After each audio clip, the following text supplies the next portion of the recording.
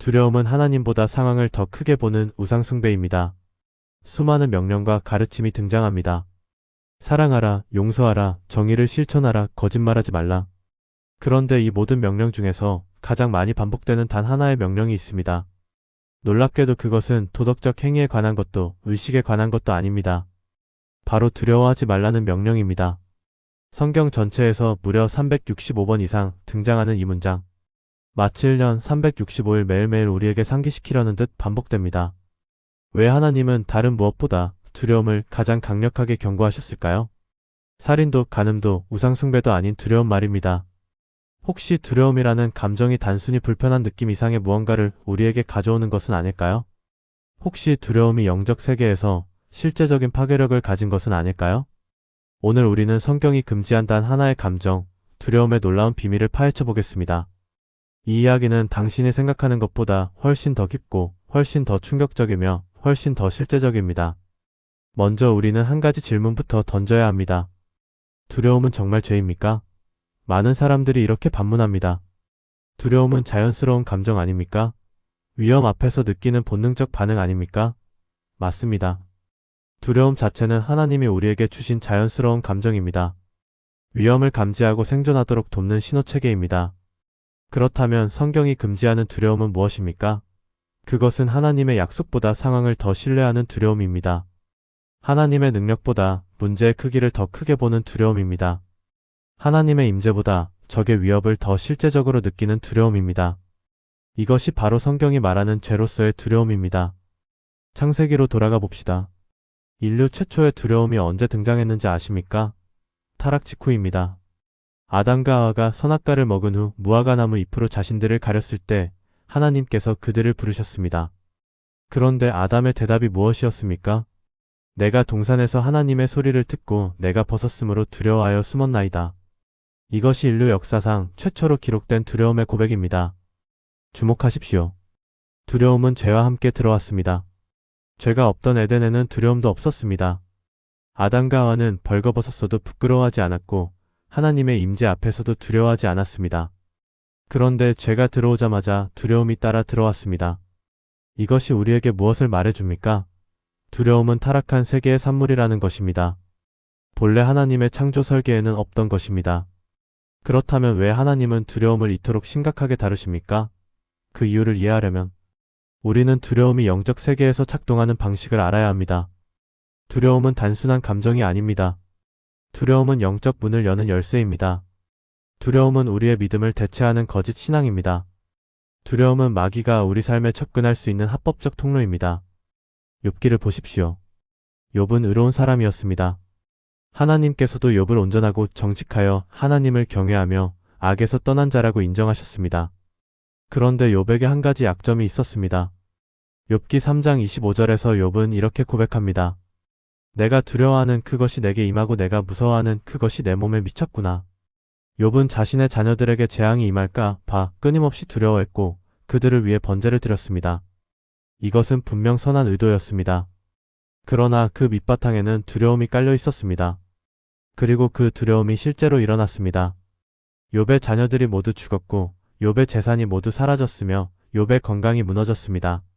물론 이것은 사탄의 공격이었습니다. 그러나 주목할 점은 욥 스스로 내가 두려워하던 것이 내게 임했다고 말한다는 것입니다. 두려움이 실제로 그것을 끌어당긴 것입니까? 아니면 두려움이 욥의 영적 방어막의 틈을 만든 것입니까? 성경은 정확한 메커니즘을 설명하지 않습니다. 그러나 분명한 것은 두려움과 재앙 사이에 어떤 연결고리가 있다는 것입니다. 이것이 바로 하나님께서 두려움을 이토록 경고하시는 이유입니다. 두려움은 하나님의 보호하심을 거부하는 행위입니다. 두려움은 하나님의 약속을 불신하는 선언입니다.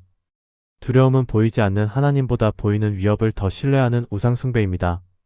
이제 성경에서 두려움 때문에 무너진 인물들을 살펴봅시다. 첫 번째 인물은 이스라엘 백성입니다.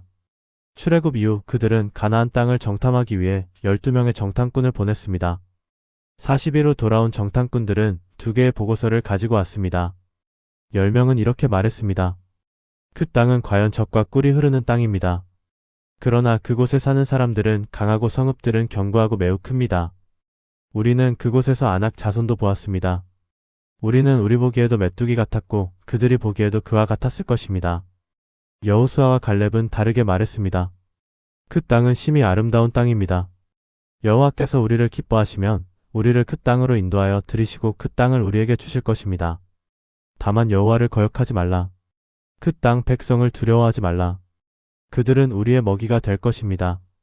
그들의 보호자는 그들을 떠났고 여호와는 우리와 함께 계십니다. 그들을 두려워하지 마십시오. 같은 상황을 보았습니다. 같은 성읍을 보았습니다. 같은 거인들을 보았습니다. 그런데 반응이 완전히 달랐습니다. 10명의 정탐꾼은 거인들을 보고 자신들을 메뚜기로 봤습니다. 여호수아와 갈렙은 거인들을 보고 그들을 빵으로 봤습니다. 무엇이 이 차이를 만들었습니까? 두려움과 믿음의 차이였습니다. 그날 밤 이스라엘 진영에서는 큰 울음소리가 터져 나왔습니다. 백성들은 모세와 아론을 원망했습니다. 우리가 애굽 땅에서 죽었거나 이 광야에서 죽었으면 좋았을 것을 어찌하여 여호와께서 우리를 그 땅으로 인도하여 칼에 망하게 하려 하십니까? 우리 처자가 사로잡히리니 애굽으로 돌아가는 것이 낫지 않겠습니까? 그들은 심지어 새 지도자를 세워 애굽으로 돌아가려고 했습니다. 하나님의 반응은 무엇이었습니까? 진노하셨습니다. 왜입니까? 그들이 두려워했기 때문입니다.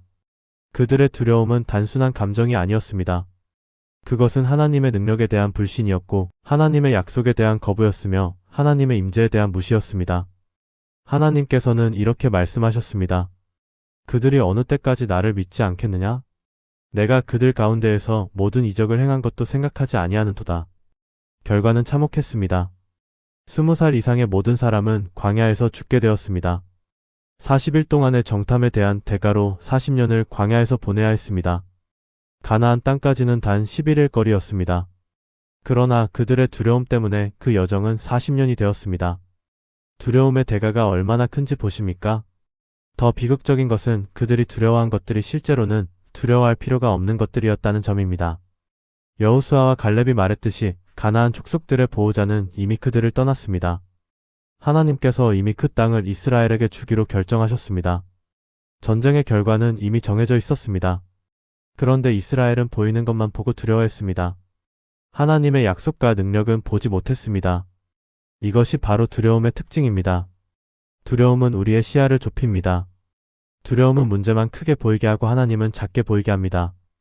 두려움은 과거의 기적들을 잊게 하고 현재의 위험만 기억하게 합니다. 두려움은 믿음의 렌즈를 벗겨내고 육신의 눈으로만 보게 합니다. 두 번째 인물을 봅시다. 사울 왕입니다. 사울은 처음에는 겸손한 사람이었습니다. 자기 집안이 베냐민 지파 중에서 가장 작다고 말할 정도로 겸손했습니다. 그런데 왕이 된 후 그의 인생은 두려움의 연속이었습니다. 첫 번째 두려움은 백성들의 마음을 잃을까 봐 하는 두려움이었습니다. 사무엘이 길갈에 오기로 약속한 시간에 늦어지자 사울은 백성들이 흩어질까 봐 두려워서 스스로 번제를 드렸습니다. 이것은 제사장만 할 수 있는 일이었습니다. 사무엘이 도착했을 때 사울은 변명했습니다. 백성은 나에게서 흩어지고 당신은 정한 날 안에 오지 아니하고 블레셋 사람은 믹마스에 모였음을 내가 보았으므로. 사울의 변명 속에 세 가지 두려움이 들어있습니다. 백성이 흩어질까봐, 사무엘이 오지 않을까봐, 블레셋이 쳐들어올까봐. 그 모든 두려움 때문에 사울은 하나님의 명령을 어겼습니다. 사무엘은 사울에게 선언했습니다. 왕이 망령되이 행하였도다. 왕의 하나님 여호와께서 왕에게 내리신 명령을 지키지 아니하였도다. 그리하였더라면 여호와께서 이스라엘 위에 왕의 나라를 영원히 세우셨을 것이거늘. 지금은 왕의 나라가 길지 못할 것이라. 두 번째 두려움은 다윗에 대한 두려움이었습니다. 다윗이 골리앗을 물리친 후 여인들이 노래했습니다. 사울은 천천을 죽였고 다윗은 만만을 죽였도다. 이 노래를 들은 사울은 심히 불쾌해하며 말했습니다. 다윗에게는 만만을 돌리고 내게는 천천을 돌리니 그가 더 얻을 것이 나라 외에 무엇이냐? 성경은 말합니다. 그날 후로 사울이 다윗을 주목하였더라. 사울의 두려움은 점점 악화되었습니다. 그는 다윗을 죽이려고 창을 던졌습니다. 다윗을 전쟁터로 보내 블레셋 사람의 손에 죽게 하려 했습니다.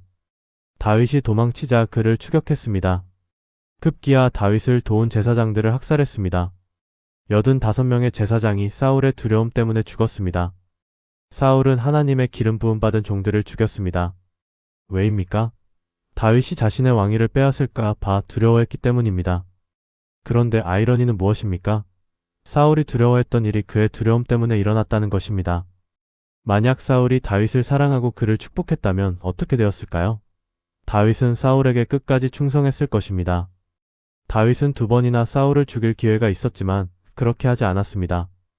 여호와의 기름 부음 받은 자를 치는 것을 여호와께서 그 맛이 나이다라고 말하며 사울을 살려주었습니다. 다윗은 진심으로 사울을 존경했습니다. 그런데 사울의 두려움이 다윗을 적으로 만들었습니다. 사울의 두려움이 스스로 이루어지는 예언이 되었습니다. 사울의 마지막은 비극적이었습니다.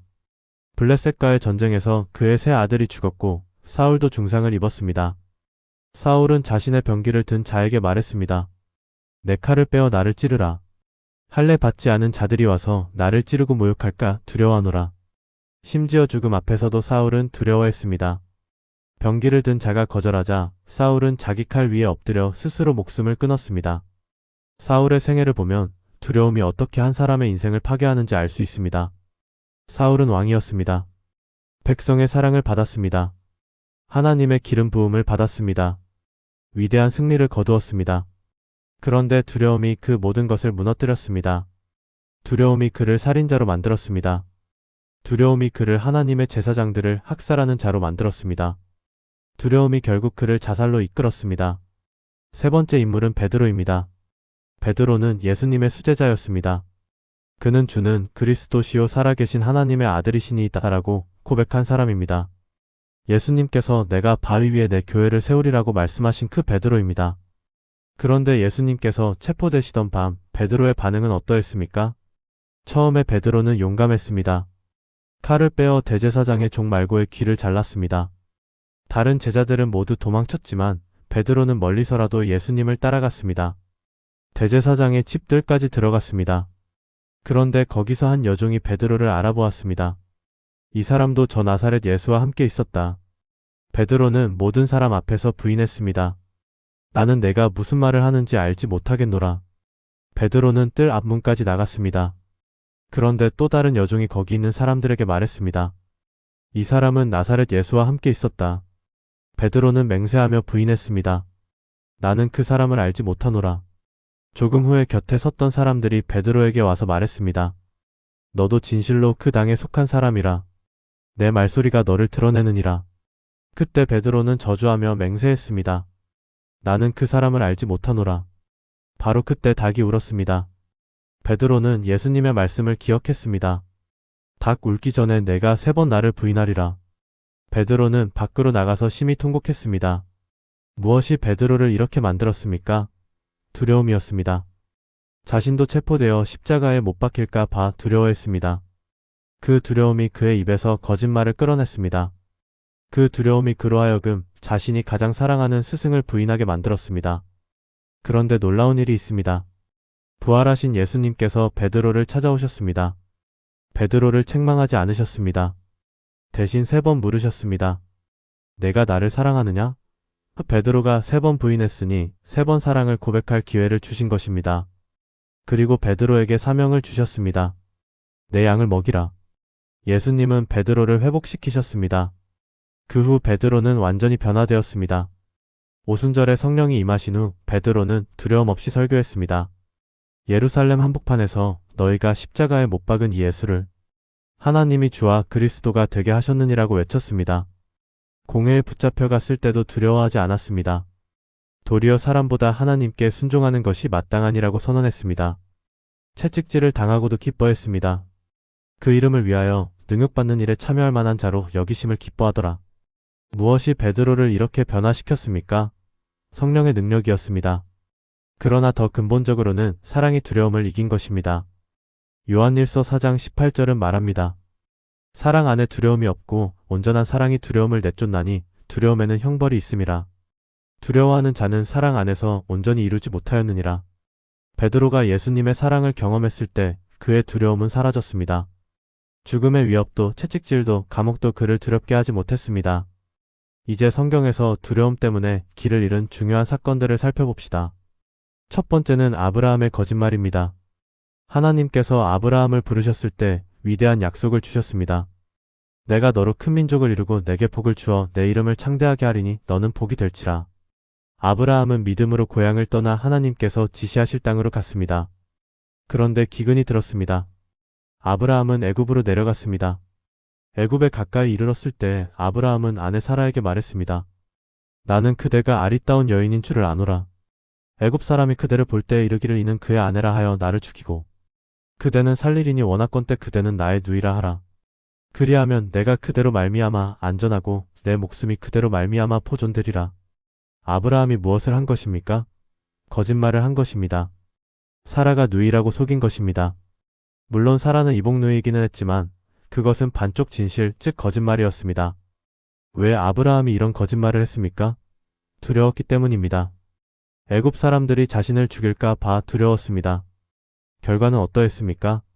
바로가 사라를 궁으로 데려갔습니다. 사라는 바로의 후궁이 될 뻔했습니다. 하나님께서 직접 개입하셔서 바로와 그의 집에 큰 재앙을 내리신 후에야 사라가 풀려났습니다. 아브라함의 두려움이 오히려 더 큰 위기를 불러온 것입니다. 만약 아브라함이 정직하게 이 사람은 내 아내입니다 라고 말했다면 어떻게 되었을까요? 하나님께서 그를 보호하셨을 것입니다. 하나님의 약속이 있었기 때문입니다. 내가 너를 축복하는 자에게 복을 내리고 너를 저주하는 자에게 저주하리라. 더 놀라운 것은 아브라함이 같은 실수를 또 한 번 했다는 것입니다. 그랄 왕 아비멜렉 앞에서도 사라를 누이라고 속였습니다. 두려움은 습관이 됩니다. 한번 두려움에 굴복하면 다음번에도 같은 선택을 하게 됩니다. 두려움은 우리의 믿음의 근육을 약화시킵니다. 두 번째 사건은 홍해 앞에 선 이스라엘 백성의 반응입니다. 하나님께서 10가지 재앙으로 애굽을 치시고 이스라엘을 해방하셨습니다. 6월절 밤 이스라엘 백성은 400년 노예 생활에서 벗어났습니다. 그들은 기쁨으로 애굽을 떠났습니다. 구름 기둥과 불 기둥이 그들을 인도했습니다. 하나님의 임재가 눈에 보이는 형태로 그들과 함께했습니다. 그런데 바로가 마음을 바꿨습니다. 바로는 600대의 정예 병거를 이끌고 이스라엘을 추격했습니다. 이스라엘 백성이 홍해 앞에 도착했을 때 뒤에서 애굽 군대의 먼지가 보였습니다. 그들의 반응이 무엇이었습니까? 우리를 애굽에서 인도해내어 이 광야에서 죽게 하느냐? 어찌하여 우리를 애굽에서 인도해내어 우리에게 이같이 하였느냐? 우리가 애굽에서 당신에게 이른 말이 이것이 아니냐? 이르기를 우리를 내버려 두라. 우리가 애굽 사람을 섬기리라 하지 아니하였느냐? 애굽 사람을 섬기는 것이 광야에서 죽는 것보다 낫겠노라. 놀랍지 않습니까? 불과 며칠 전에 10가지 재앙을 목격했습니다. 나일강이 피로 변하는 것을 봤습니다. 개구리와 이파리 재앙을 경험했습니다. 흑암이 3일 동안 애굽을 덮었지만 이스라엘의 거주지에는 빛이 있었습니다. 장자의 죽음으로 애굽 전체가 통곡했지만 이스라엘 백성은 6월절 어린 양의 피로 보호받았습니다. 그 모든 기적을 경험하고도 홍해 앞에서는 완전히 잊어버렸습니다. 왜입니까? 두려움 때문입니다. 모세가 백성에게 말했습니다. 두려워하지 말고 가만히 서서 여호와께서 오늘 너희를 위하여 행하시는 구원을 보라. 너희가 오늘 본 애굽 사람을 영원히 다시 보지 아니하리라. 여호와께서 너희를 위하여 싸우시리니 너희는 가만히 있을지니라. 그리고 하나님께서 홍해를 가르셨습니다. 이스라엘 백성은 마른 땅으로 바다를 건넜습니다. 애굽 군대는 그들을 따라 바다로 들어갔지만 물이 돌아와 그들을 덮었습니다. 그날 이스라엘은 위대한 교훈을 배웠어야 했습니다. 두려워할 필요가 없다는 것. 하나님께서 그들과 함께 하신다는 것. 불가능해 보이는 상황에서도 하나님은 길을 만드신다는 것. 그런데 놀랍게도 그들은 이 교훈을 배우지 못했습니다. 광야 생활 내내 그들은 계속 두려워했고 불평했고 원망했습니다. 두려움은 학습되지 않습니다. 두려움은 과거의 기적을 기억하지 못하게 합니다. 세 번째 사건은 엘리야의 도망입니다. 엘리야는 위대한 선지자였습니다. 그는 갈멜산에서 바알의 선지자 450명과 아세라의 선지자 400명을 대적했습니다. 혼자서 850명을 대적한 것입니다. 엘리야는 백성들에게 외쳤습니다. 너희가 어느 때까지 둘 사이에서 머뭇거리려느냐? 여호와가 만일 하나님이면 그를 따르고 바알이 만일 하나님이면 그를 따를지니라. 엘리야는 제단을 쌓고 번제물을 놓았습니다. 그리고 물을 12통이나 제단과 번제물에 부었습니다. 그런 다음 기도했습니다. 여호와여 응답하옵소서 응답하옵소서. 그러자 불이 하늘에서 내려와 번제물과 나무와 돌과 흙을 태우고 도랑의 물까지 핥았습니다. 백성들은 엎드리며 외쳤습니다. 여호와 그는 하나님이시로다. 여호와 그는 하나님이시로다. 엘리야는 바알의 선지자들을 기손 시내로 끌고 가서 거기서 죽였습니다. 그리고 아합 왕에게 비가 올 것을 알렸습니다. 3년 반 동안의 가뭄이 끝났습니다. 이것은 믿음의 위대한 승리였습니다. 엘리야는 영적 전쟁에서 완전히 승리했습니다. 그런데 이세벨 왕후가 엘리야에게 사자를 보내 말했습니다. 내가 내일 이맘때에는 반드시 내 생명을 저 사람들 중 한 사람의 생명과 같게 하리라. 그렇게 하지 아니하면 신들이 내게 벌 위에 벌을 내림이 마땅하니라. 엘리야의 반응이 무엇이었습니까? 엘리야가 이 형편을 보고 일어나 자기의 생명을 위해 도망하여 놀랍지 않습니까? 850명의 거짓 선지자를 대적한 사람이 한 여자의 위협에 도망친 것입니다. 하늘에서 불을 내려오게 한 사람이 죽음을 두려워한 것입니다. 엘리야는 광야로 도망갔습니다. 로뎀 나무 아래 앉아서 죽기를 구했습니다. 여호와여 넉넉하오니 지금 내 생명을 거두시옵소서. 나는 내 조상들보다 낫지 못하니이다. 무엇이 엘리야를 이렇게 만들었습니까? 영적 전쟁 후의 극도의 피로도 있었을 것입니다. 그러나 근본적으로는 두려움이었습니다. 이세벨이 정말로 자신을 죽일 수 있다고 믿은 두려움이었습니다. 그 두려움 앞에서 갈멜산의 승리는 아무 의미가 없어졌습니다. 하늘에서 내려온 불도 응답된 기도도 죽은 850명의 거짓 선지자도 두려움을 막지 못했습니다. 하나님께서 엘리야를 찾아오셨습니다. 천사를 보내 음식을 주셨습니다. 40일을 여행할 힘을 주셨습니다. 호렙산에서 엘리야를 만나셨습니다. 바람도 지진도 불도 아닌 세미한 소리로 말씀하셨습니다. 엘리야야 내가 어찌하여 여기 있느냐? 그리고 엘리야에게 아직 7,000명이 바알에게 무릎을 꿇지 않았다고 말씀하셨습니다. 엘리야는 혼자가 아니었습니다. 그는 실패하지 않았습니다. 하나님의 일은 계속되고 있었습니다. 이 사건들이 우리에게 무엇을 가르쳐 줍니까? 두려움은 누구에게나 찾아온다는 것입니다. 믿음의 영웅도 두려움을 경험합니다. 문제는 두려움을 느끼느냐가 아니라 두려움에 어떻게 반응하느냐입니다. 아브라함은 두려움 때문에 거짓말했습니다. 이스라엘 백성은 두려움 때문에 하나님의 기적을 잊었습니다. 엘리야는 두려움 때문에 도망쳤습니다. 그러나 나중에 그들은 모두 회복되었습니다. 하나님께서 그들을 버리지 않으셨기 때문입니다. 이제 반대의 경우를 봅시다. 두려움을 이긴 순간 인물들이 겪은 변화입니다. 첫 번째는 다윗과 골리앗의 이야기입니다. 블레셋 사람 골리앗은 키가 6규빗 한 뼘, 즉 약 3m에 가까운 거인이었습니다. 그는 청동투구를 쓰고 청동비늘 갑옷을 입었는데 그 갑옷의 무게가 5,000세겔, 즉 약 57kg이었습니다.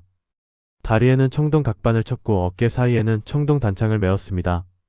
창자루는 배틀채 같고 창날은 철 600세겔, 즉 약 7kg이었습니다. 골리앗은 40일 동안 매일 아침 저녁으로 나와서 이스라엘을 조롱했습니다. 너희가 어찌하여 나와서 전열을 벌였느냐?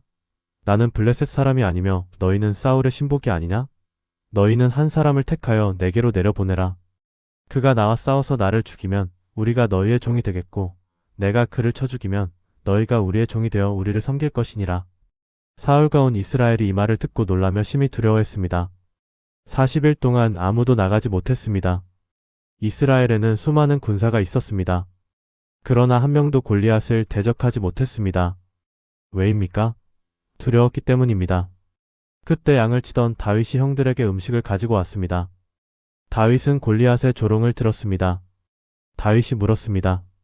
이 할례 받지 않은 블레셋 사람이 누구이기에 살아계시는 하나님의 군대를 모욕하겠느냐? 다윗은 골리앗을 거인으로 본 것이 아니라 할례 받지 않은 자, 즉 하나님의 언약 밖에 있는 자로 본 것입니다.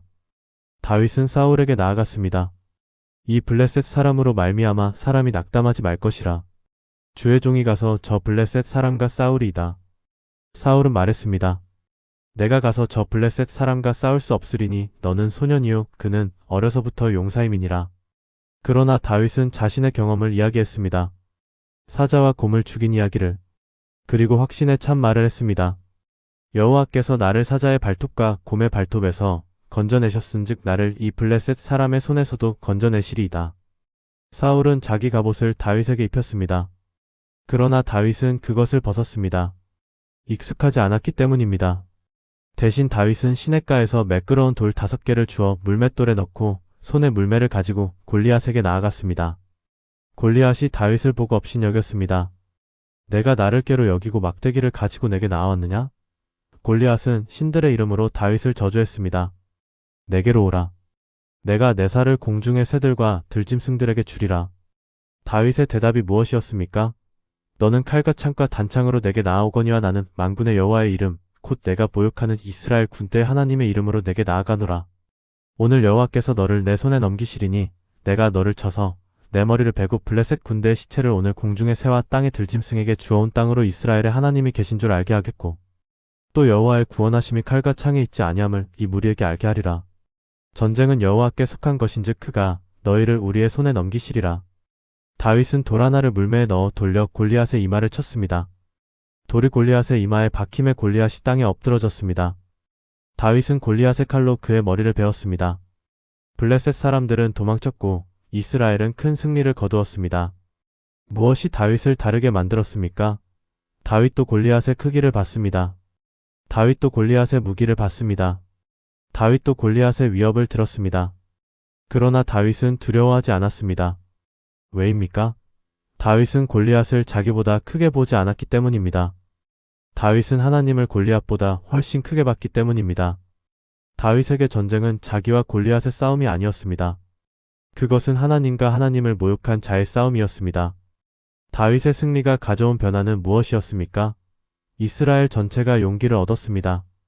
40일 동안 두려워 떨던 군대가 힘차게 블레셋을 추격했습니다. 한 사람의 믿음이 전체 군대를 변화시킨 것입니다. 이것이 두려움 없는 믿음의 능력입니다. 두 번째는 새 친구와 풀무불입니다. 느부갓네살 왕이 금 신상을 만들었습니다. 높이가 60규빗 즉 약 27m였습니다. 왕은 모든 백성에게 명령했습니다. 나팔과 피리와 수금과 사면금과 양금과 생황과 모든 악기 소리가 나거든 엎드려 금 신상에게 절하라. 누구든지 엎드려 절하지 아니하는 자는 즉시 맹렬히 타는 풀무불에 던져 넣으리라. 모든 백성이 절했습니다.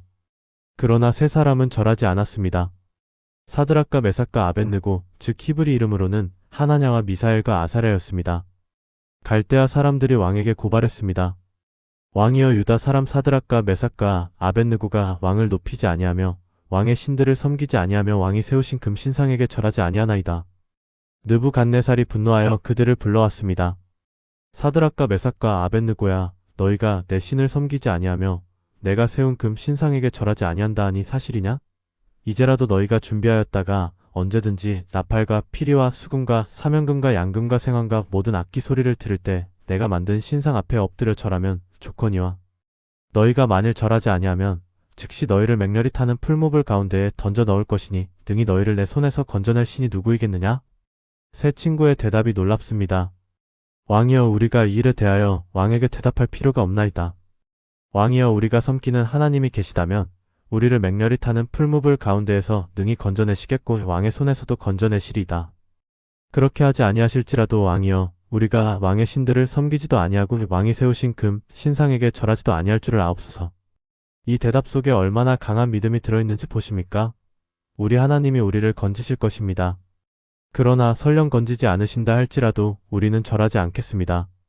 이것은 결과와 상관없는 믿음입니다. 생명을 담보로 한 믿음입니다. 두려움이 전혀 없는 고백입니다. 느부갓네살이 분노하여 풀물을 평상시보다 7배나 뜨겁게 하라고 명령했습니다. 그리고 세 사람을 결박하여 풀무불에 던져 넣었습니다. 불이 너무 뜨거워서 세 사람을 끌고 간 용사들이 불꽃에 죽었습니다. 그런데 놀라운 일이 일어났습니다.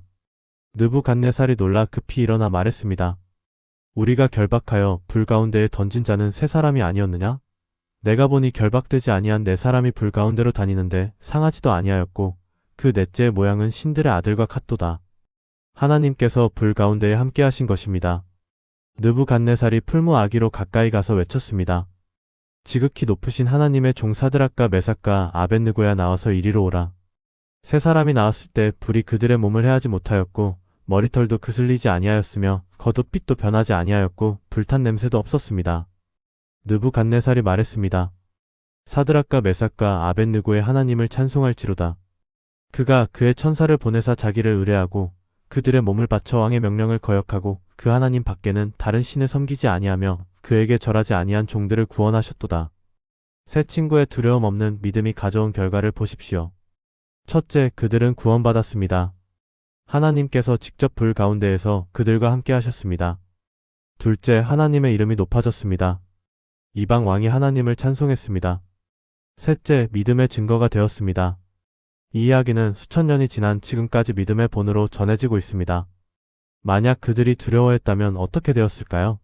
한 번만 절하고 나중에 회개하자고 타협했다면? 생명이 더 중요하지 않느냐고 합리화했다면? 그들은 육신의 생명은 보존했을지 모르지만 영적으로는 죽었을 것입니다. 그리고 그들의 타협은 수많은 사람에게 걸림돌이 되었을 것입니다. 그러나 그들은 두려움을 이겼고 그 결과 영원한 믿음의 본이 되었습니다. 세 번째는 에스더의 결단입니다. 페르시아 제국의 총리 하만이 모든 유대인을 멸절시키려는 음모를 꾸몄습니다. 왕의 조서가 내려갔습니다. 12월 13일에 모든 유대인을 죽이고 그들의 재산을 탈취하라는 조서였습니다. 유대인들은 금식하며 통곡했습니다. 에스더의 사촌 모르드게도 굵은 베옷을 입고 재를 뒤집어쓰고 성중에 나가서 대성통곡했습니다. 모르드게가 에스더에게 전가를 보냈습니다. 왕께 나아가 유대인을 위하여 간청하라고.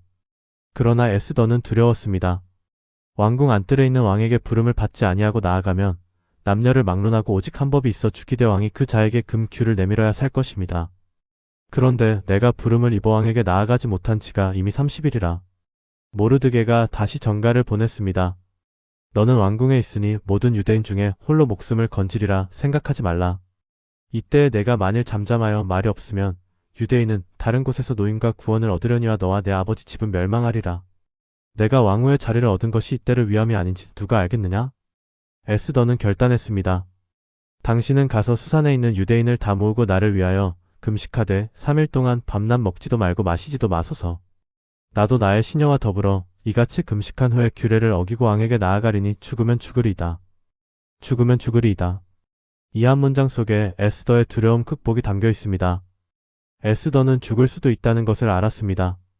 그러나 그 두려움보다 더 큰 것이 있었습니다. 자기 민족을 구해야 한다는 사명이었습니다. 하나님의 때를 분별하는 지혜였습니다. 에스더는 금식 후에 왕께 나아갔습니다. 왕은 금규를 내밀었습니다. 에스더는 왕과 하만을 잔치에 초대했습니다. 그리고 적절한 순간에 하만의 음모를 폭로했습니다. 결국 하만은 자기가 모르드게를 위해 준비한 장대에 매달렸고 유대인은 구원받았으며 모르드게는 총리가 되었습니다. 더 중요한 것은 에스더가 하나님의 섭리 가운데 자신의 역할을 감당하지 못했을 것이라는 점입니다. 에스더는 두려움을 이겼고 그 결과 한민족을 구원하는 도구가 되었습니다. 이제 마지막 주제로 넘어갑시다. 두려움이 믿음을 잠식하는 방식입니다. 두려움은 매우 교묘하게 작동합니다. 두려움은 언제나 합리적인 것처럼 보입니다. 두려움은 언제나 현실적인 것처럼 느껴집니다. 두려움은 우리에게 속삭입니다. 내가 신중한 것이다. 내가 현명한 것이다. 내가 책임감 있는 것이다. 두려움이 믿음을 잠식하는 첫 번째 방식은 우리의 시선을 하나님에게서 문제로 옮기는 것입니다. 베드로가 물 위를 걸을 때를 생각해 보십시오. 예수님께서 오라 하시자 베드로는 배에서 내려 물 위를 걸어 예수님께 갔습니다. 놀라운 기적이었습니다.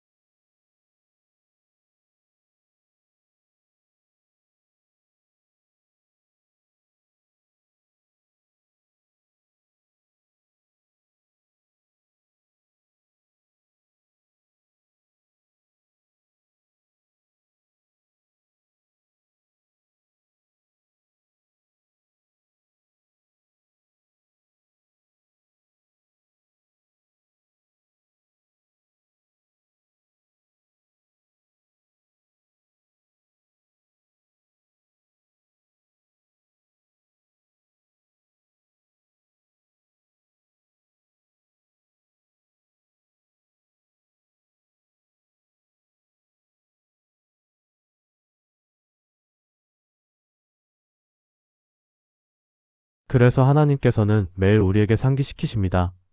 두려워하지 말라. 내가 너와 함께한다. 두려워하지 말라. 내가 너를 붙든다. 두려워하지 말라. 내가 너를 도울 것이다. 두려워하지 말라. 내가 너를 강하게 할 것이다. 오늘 당신이 두려워하고 있는 것이 무엇입니까? 미래가 두렵습니까? 하나님께서 미래를 주관하십니다. 관계가 두렵습니까? 하나님께서 관계를 회복하십니다. 실패가 두렵습니까? 하나님께서 실패마저 합력하여 선을 이루십니다. 죽음이 두렵습니까? 예수님께서 죽음을 이기셨습니다. 믿음은 두려움의 반대가 아닙니다. 믿음은 두려움에도 불구하고 하나님을 신뢰하는 것입니다. 믿음은 두려움이 없는 상태가 아니라 두려움 너머에 계신 하나님을 보는 것입니다. 믿음은 완벽한 확신이 아니라 불완전한 우리를 완전하신 하나님께 던지는 것입니다. 오늘 이 말씀이 당신에게 도전이 되길 바랍니다. 두려움을 선택하지 마십시오. 믿음을 선택하십시오. 문제를 보지 마십시오. 문제보다 크신 하나님을 보십시오. 과거의 실패에 머물지 마십시오. 미래의 은혜를 바라보십시오. 혼자라고 느끼지 마십시오. 언제나 함께 하시는 하나님을 기억하십시오. 두려움은 우리를 마비시킵니다. 그러나 믿음은 우리를 자유케 합니다. 두려움은 우리를 후퇴시킵니다. 그러나 믿음은 우리를 전진시킵니다. 두려움은 우리를 작게 만듭니다. 그러나 믿음은 우리를 확장시킵니다. 두려움은 우리를 고립시킵니다. 그러나 믿음은 우리를 연결시킵니다. 성경의 위대한 믿음의 영웅들도 두려움을 느꼈습니다. 그러나 그들은 두려움에 머물지 않았습니다. 그들은 두려움 너머에 계신 하나님을 붙잡았습니다. 그리고 그들의 삶이 변화되었습니다. 그들을 통해 역사가 바뀌었습니다. 그들의 믿음이 수천 년이 지난 지금까지 우리에게 영감을 줍니다. 당신도 그렇게 될 수 있습니다. 당신의 두려움이 아무리 크더라도 당신의 하나님은 그보다 훨씬 크십니다. 당신의 문제가 아무리 복잡하더라도 당신의 하나님은 모든 문제의 해답이십니다. 당신의 미래가 아무리 불확실하더라도 당신의 하나님은 알파와 오메가이십니다. 오늘 이 순간 당신의 두려움을 하나님께 드리십시오. 하나님, 저는 두렵습니다. 그러나 당신을 신뢰합니다. 라고 고백하십시오. 그것이 믿음의 시작입니다. 그것이 승리의 시작입니다. 그것이 변화의 시작입니다. 두려워하지 마십시오. 주님께서 당신과 함께 하십니다. 두려워하지 마십시오. 주님께서 당신을 버리지 않으십니다. 두려워하지 마십시오. 주님께서 당신을 지키십니다. 두려워하지 마십시오. 주님께서 당신을 사랑하십니다. 이 진리가 당신의 마음 깊이 새겨지길 바랍니다. 그리고 이 진리가 당신의 삶을 변화시키길 바랍니다. 두려움 대신 믿음을 선택하십시오. 의심 대신 확신을 붙드십시오. 후퇴 대신 전진하십시오. 당신은 혼자가 아닙니다. 전능하신 하나님께서 당신과 함께 하십니다. 이 영상이 도움이 되셨다면 구독 버튼과 좋아요를 눌러주세요. 여러분의 구독과 좋아요가 더 많은 사람들에게 이 귀한 말씀이 전해지는데 큰 힘이 됩니다. 감사합니다.